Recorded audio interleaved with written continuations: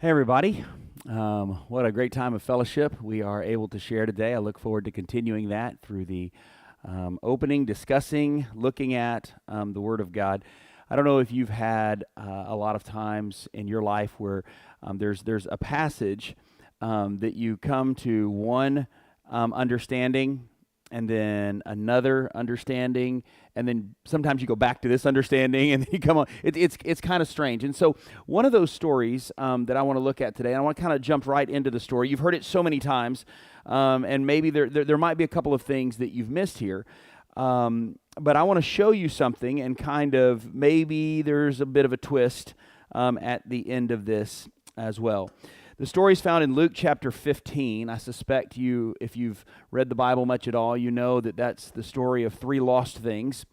The third one is called, at least the heading in my Bible, just kind of what they've chosen to call it, the parable of the prodigal son.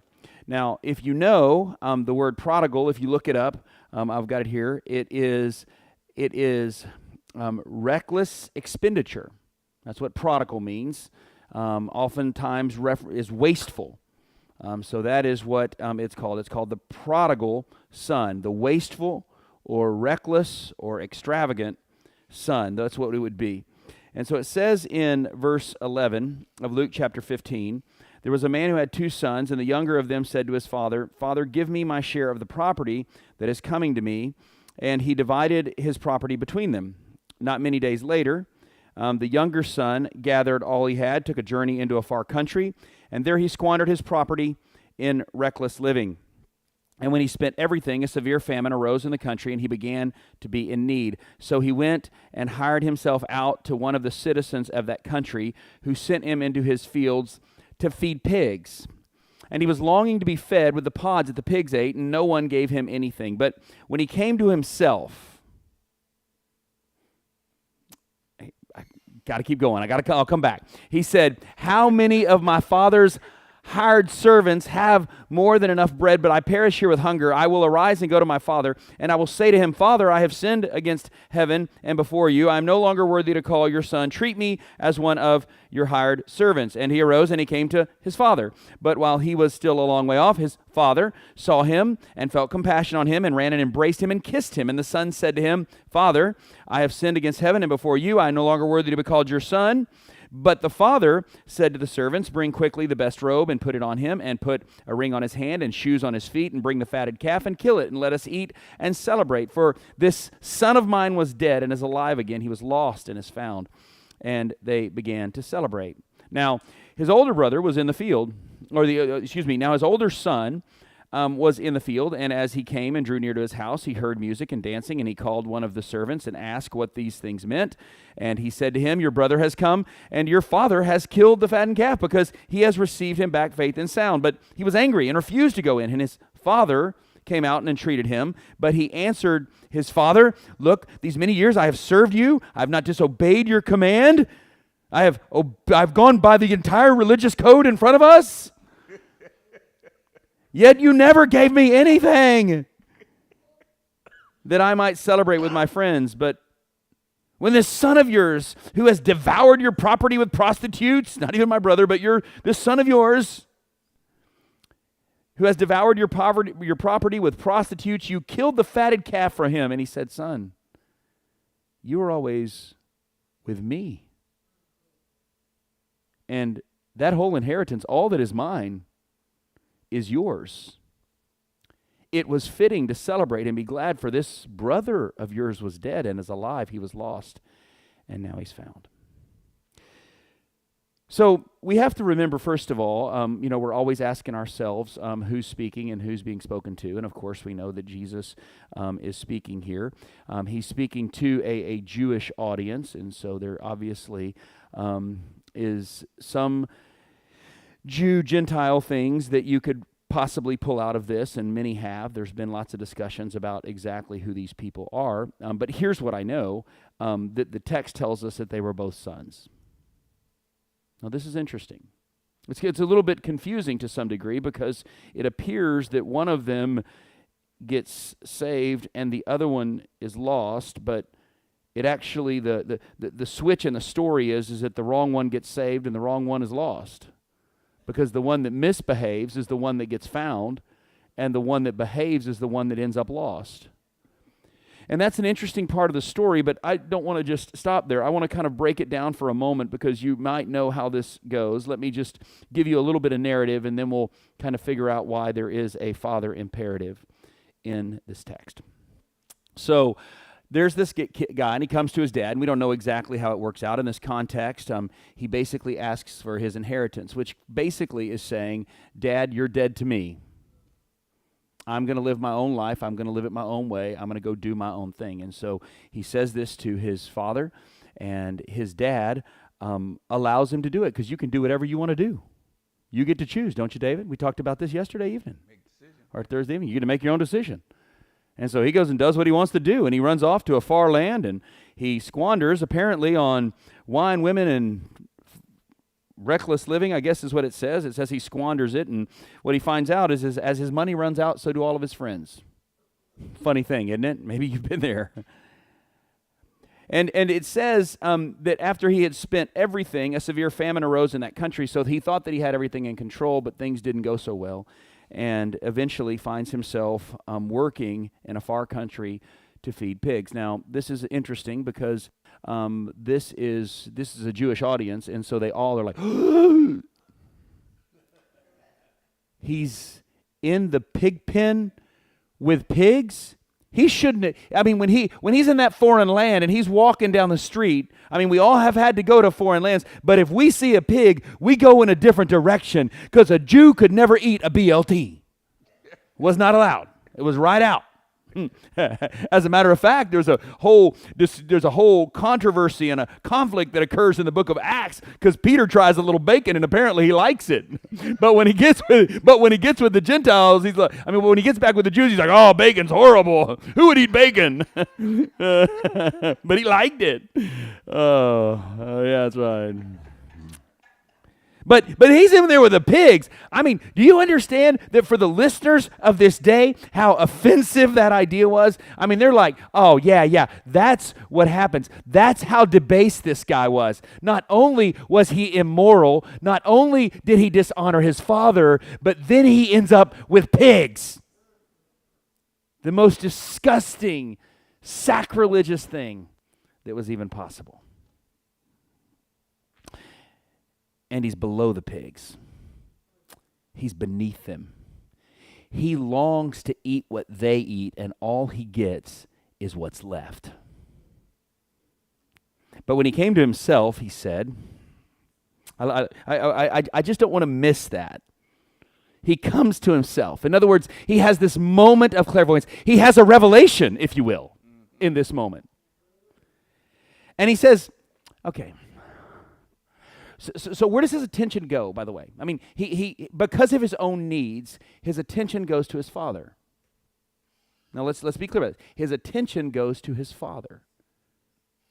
He says, okay, how many of my father's hired servants have more than enough bread? So he's not really worried about the servants. He's thinking who provides for them as servants, and the answer is the father, right? He says, but I'm perishing here with hunger. So I will arise, I will go to my father, and I will say to him, Father, I have sinned against heaven and before you. I am no longer worthy to be called your son. So I've got to exchange my identity. I have sold my birthright. You see, there's no question that they understand this whole Jacob and Esau parallel when they hear this, that this guy has sold his birthright for a bowl of stew. I mean, the question always is that, who would sell their birthright for a bowl of stew? And the answer is you would for the right bowl of stew.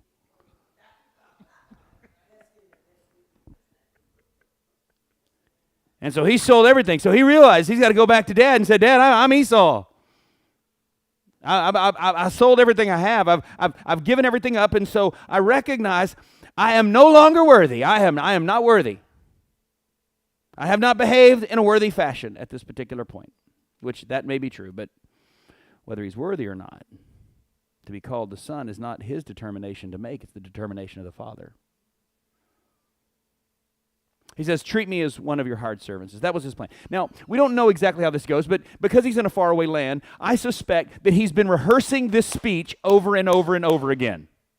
All the way home, no matter how long it takes, no matter how many hours, no matter how many days, it's, Father, I have sinned against you. I am no longer worthy to be called your son. Treat me as one of your hired servants. I'm no longer worthy to be called one of your sons. Treat me as one of your hired servants. I've sinned against you and heaven before you.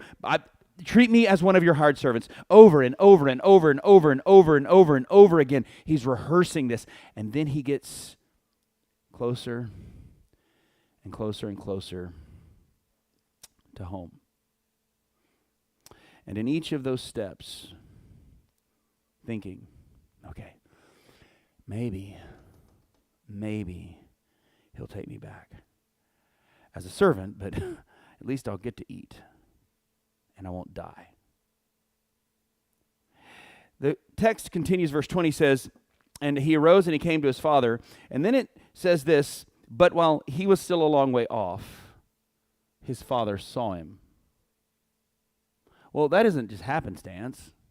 That isn't that the father just happened to be out walking around the front yard and was like, something smells like pigs. Oh, look! That's not how it went. That's right. His father's looking for him. That's why he sees him when he's a long way off. As a matter of fact, the father's eye was always on the sparrow. I mean, he knew what was happening, so he's paying attention this whole way. He's looking towards him, and he sees him. And then this is just crazy what it says happens next. It says, his father felt compassion and ran and embraced him. Now, this was beneath any dignified father, particularly a wealthy one like this one must have been. As a matter of fact, father was probably wearing something resembling a very tight dress with no underwear, which means he pulled that thing up and goes running recklessly, extravagantly, with no regard for the expense and what it might cost him. He runs towards the son. And when he gets there, he embraces and kisses him, and the son starts to repeat the very apology that he had rehearsed. He's come to confess. But what we find here is, notice the forgiveness was given before it was even asked for. Mm-hmm. The father has compassion towards him, runs towards him, embraces him, kisses him. And when he gets there, it's crazy. It says, and the son said to him, Father, I have sinned against heaven and before you. I am no longer worthy to be called your son. And he doesn't get to finish his speech. That's right. That's correct. You want to know why? I'm just pull up I'm going to pull up a different verse in this text because I don't want to leave that one. I'm going to tell you why that's the case. Ready? You ready? All right.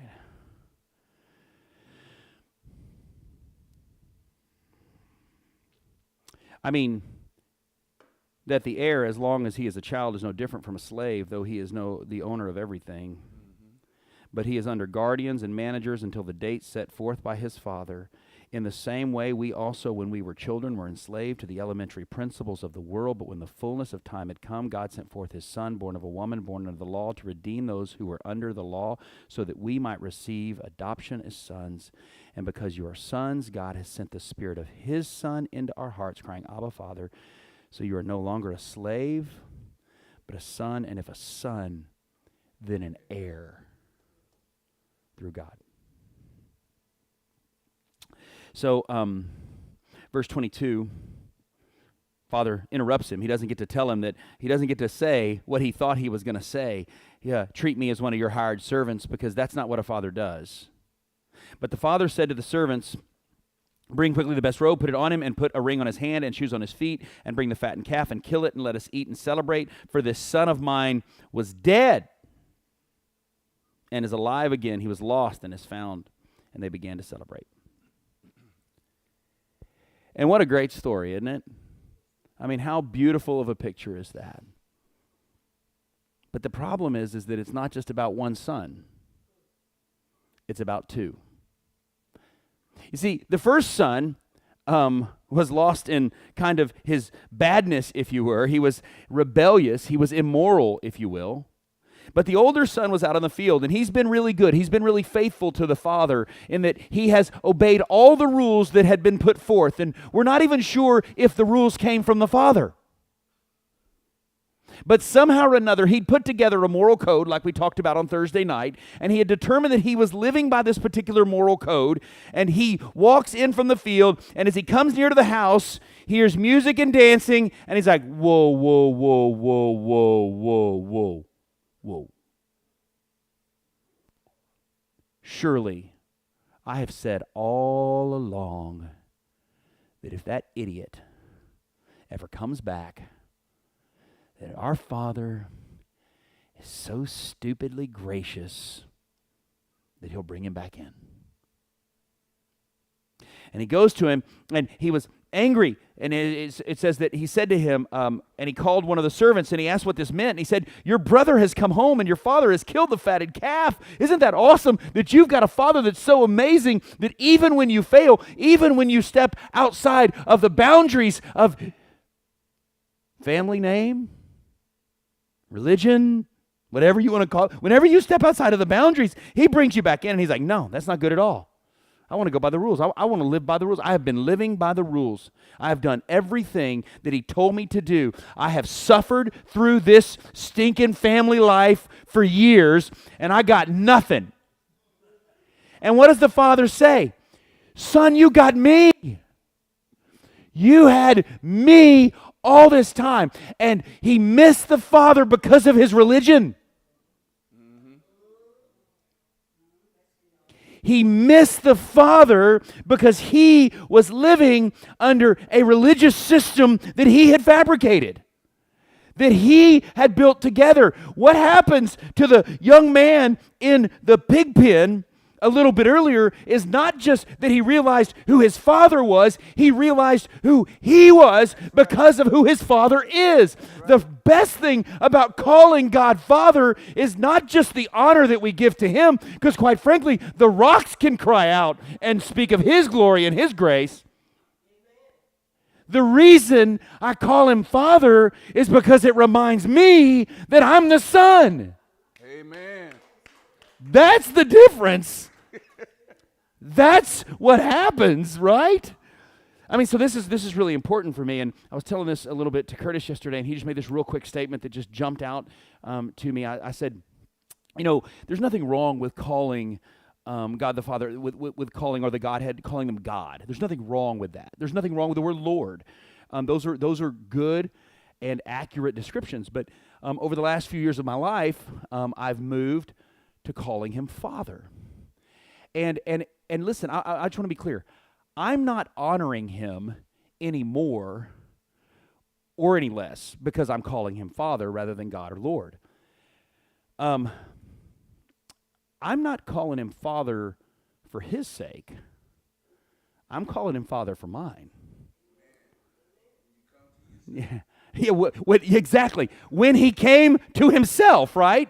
When he recognized, this is how I live, this is who I am, and this is so important for us to understand the imperative or the father imperative. And Curtis said yesterday that I just say, my Father is God. That's how he views it. You see, I think that's really interesting, right? Because my Father is God. I thought that's perfect, because I'm not trying to build him up or take him up by calling him Father. That's cultural, that's contextual. But here's what I know. But I am the spiritual son of God. And when I've got to come to myself in that, so I'm constantly being reminded of this. It started not, let me just give you the imperative on it. So in the Old Testament, just to make sure that you get this and you understand how important this is for us today, and then I'll kind of just wrap this up. In the Old Testament, God is referred to as Father 10 to 12 times. It depends kind of how you count it, because a couple of these are like it's metaphorical language. And so there's 10 to 12 times that God is called Father. All but one of those, it's referencing that he's the father of the nation. Correct. Okay, one of them is just a little bit. It's a little bit fuzzy, if you will, exactly what he's referencing. Okay, so that's the first thing. Jesus uses the word Father 167 times in the Gospels. 167 times. That's how often he uses the word Father. Now, in the New Testament, it's used 314, about 314 times the word Father is used. The Apostle Paul, actually, now, we don't have a lot of time, so I'll just tell you it, okay? I was going to have you just grab your Bibles and go through this. But let me just walk through them, okay? I'm going to mention them to you. Now, we'll start with the book of Romans. Romans, you get to verse 7, okay? It doesn't really matter. The verses weren't there originally. And what's he talking about? Father. We get to 1 Corinthians. In verse 3, what's he referencing God as? Father. In 2 Corinthians, how does he start off the book? Verse 3, Father. In Galatians, Father. Ephesians, Father. Philippians, Father. Colossians, Father. 1 Thessalonians, Father. 2 Thessalonians, Father. You understand, in each and every one of these books, 1 Timothy, Father. 2 Timothy, Father. Titus does not. Philemon, Father. Hebrews does not start with Father. James, I'm not even sure James ever figured it all out, but didn't refer to him as Father. As a matter of fact, it's the one book it was the one book that was dedicated. As a matter of fact, it says it in the beginning to the Jews in the diaspora. Okay, that's what James says. Those aren't my words; those are his. He says to the tribes in the diaspora. Right. Okay, so he doesn't reference him there as Father because, quite frankly, they would be confused. They would be confused because they would be thinking of Father still as the Old Testament thing. So James was always kind of had a foot in both worlds. 1 Peter, Father. 2 Peter, not. 1 John. First, I can't remember this. I was going to have you look at it. Jude does not refer to him as Father. I was wrong a minute ago. Titus does start as Father. Every single one of these, yes. 1 John, chapter 1. Yes, that says Father too. Father. Yes. It's 2 John does. 3 John, I believe, does not. Right. So, but here's my point. Why does Paul always start his book with Father? Because you will never understand your spiritual identity as son if you do not understand that he is Father. And this has been so just blown me away because it's given me, and listen, and I want to be clear. When I say this, I understand that Father is subjective, right? Because a lot of us have not necessarily had the best of experience. We had an absent father or a dysfunctional father or an unloving father. People have had this stuff, and there's probably some people in this room that fall in that category. But God, number one, is the perfect Father, and number two is it's not just about who He is, it's about who you are. It's about the value that you have with this identity as a father of the Son. I mean, the Son of the Father, sorry. You follow? So, when I look at this text, and I'm kind of blown away by it, I was telling David just the other day, he had said something to me, and I'm still kind of working through all this, and so this is kind of just still in process. And I think I told you last year at this conference that David and I were meeting, and about once a year, David gives me something really important. But this one was important. That basically I was having these dreams where I was hearing my name called at night, and I was waking up to what I thought was an audible voice, just David, David. I was like, what? What's going on? Did I tell you this story? Did I tell you all this? I know I told you this. Did I tell the rest of y'all this story? Okay, well, I'll tell you, and because it carries over into this year. But anyway, so for the longest time, David, and so I went for like a month, 6 weeks, didn't tell anybody, and finally I just said, David, I said, hey, can I just ask you something weird? I said, I'm waking up in the middle of the night and I'm hearing my name, and David says, well, next time that happens, just say, I trust you, Father. I was like, okay. So I was like, oh, okay, I trust you, Father. So that was the thing. I was like, I trust you, Father. And so I started rehearsing because I wanted to make sure that I was ready, kind of like the younger son here. I mean, I want to be ready. When the speech time comes, I want to have the speech ready, right? So I started rehearsing it. So I'm like, I trust you, Father. I trust you, Father. Trust you, Father. Trust you, Father.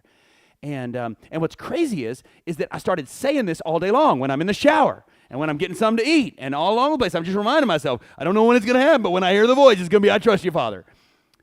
I never heard the voice again. Still haven't to this day. But you know what I do all day long now? I got to make this phone call. Okay, I trust you, Father.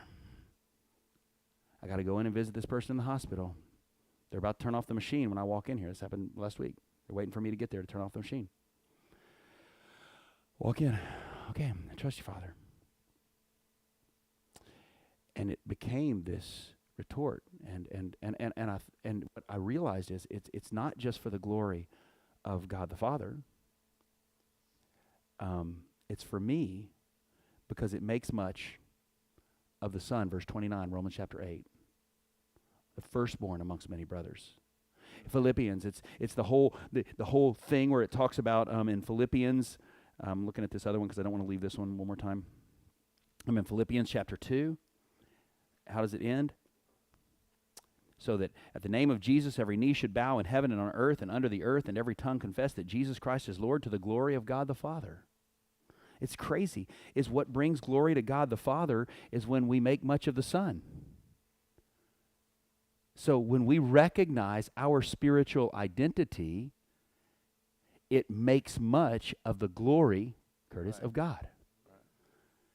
You see how this is all working together. And so when I came to this place and started saying this over and over again, and recently I was really struggling because I have a set-aside prayer time that I spend some time in meditation every day. And I was telling David not too long ago, just a few months ago, I was telling him that I was in my prayer time. I was getting up from my prayer chair. I got a 20-minute timer on it because that's what religion does. Put the timer on it, and so see, just a set aside time each day, and so I just kind of focusing on it, and I was getting up out of my chair, and I'm like, I was like, I use the ACTS method: adoration, confession, thanksgiving, supplication, whatever it is, and I would start my prayer, and I'd get about just a few seconds into my prayer. And then next thing I know, my 20 minutes is up, and I've just thought about all kinds of stupid stuff. I didn't even done any prayer. I was in the chair for 20 minutes. I prayed for about half of 1 minute, maybe two, if I was lucky. And I'm like, I don't understand why this isn't working. David says, well, just follow it. And I'm like, what? He's like, no, just follow it. I'm like, what do you mean? He said, just sit in the chair and say, I trust you, Father, and then just let it go where it goes. I'm like, what do you mean go where it goes? He goes, you got to transfer. He said, you got to transform mind. Just follow it. And I'm like, okay. And then, yeah, right. No, it's just kind of like whatever it may possibly be, just follow it. Because it wasn't anything sinful. It wasn't like I was having these fantasies or anything in my prayer time, right? It was nothing like that. It was just not full. So I began to pray, and it's been so liberating and so life-giving, and so I'm not even really sure how well this wraps up this whole thing, but so it went from something like this, because I have ADD. And what David pointed out is that when two of us had been sitting there at breakfast on that particular morning, we'd been sitting there for about 45 minutes when I brought this up, and he pointed out we'd gone through like 12 different topics in those 45 minutes. We talked about his kids, we talked about my kids, we talked about a football game, we talked about Caitlin Clark. I don't even know what all we talked about. It was just nothing, right? It was nothingness. None of it really mattered. It was just stuff. But you know what? And neither one of us came in with an agenda. We just were, because we're related. And so how we relate is determined by how we're related. And so we didn't have to fight to make sure, let's spend 20 minutes, let's drill down. And, once again, if we were related as just employee, if we were employer, maybe we need to have that one-on-one conversation and get an itinerary, but that's not what it is. That's also not what it is with God. So when you come to the Father, I basically did that. And so I moved away, right? Because I'm sitting in my chair the way it used to be, right? As I'm sitting there and I'm like, God, I want to thank you for, God, you are so good. You are so amazing. And it's getting bright outside. Why is it bright so much earlier right now? I wonder when the time changes. The time changes pretty soon, I think. I remember, I think about that. When I hear the birds singing right now out in the yard, and that's because the sun is up. That's why I'm thinking about that. And now the sun is coming up right now. You know what? I remember when my son Luke shot a dove in our backyard. I made him barbecue it and cook it, and that's really crazy that we cooked that particular bird. One dove. We put bacon around it, and this is just how it went, right? And then I'm like, and I get out of my chair, and I'm like, did I even mention the Father? And David said, just follow it. I'm like, okay. So I started praying different. I just wake up in the morning, trust your Father. Where you want to go today? And next thing you know, I'm like, it's getting bright outside. Father, I thank you for the longer days. I like the summer. What a great gift my family's been to me, Father. I thank you for that. It's so great. I remember some great memories. I remember when there's birds out there right now, aren't there? I remember when Luke shot that bird. God, I thank you for the wisdom that you've given me, that I've been able to impart to my children, and for the years that I've had to this particular point. And is there anything you have for them that you want me that I need to share with them today? Is there anything that needs to happen, Father? No? Oh, okay. Well, oh, wait, what? Oh, I need to tell him. I need to make sure that he knows today that he's accepted no matter how well he does on his Series 6 exam or his banking exam. I need to make sure. Okay, I hear you. I'm going to make sure he does that. I put that away. I thank you for him. And I pray that for my kids, because Ben right now, he just hurt his leg, and just I don't know what to do. I mean, listen, if it's because all this is too big for him, then that's fine. If it's just become his idol, or if it's become his boss, then whatever it is, give me the words to say. Here's the point. All of a sudden, I'm just and you know what? And the alarm goes off, and I just keep on praying. And sometimes I get up out of my chair and I'm just walking. I'm in the shower. I'm just thinking about just continuing the same thing, talking to the Father. It has been so very life-giving, because I understand that the Father imperative says so much about me as the Son. And I used to feel guilty about that until I recognized that that's how I bring glory to the Father, is by making much of the Son, the spiritual son that I am, due to the seed of Christ. That makes much of the Father. And so when I got this, it changed everything. And I hope that you'll get the same thing as well, because I look at this story of these two brothers, and I'm so overwhelmed by it.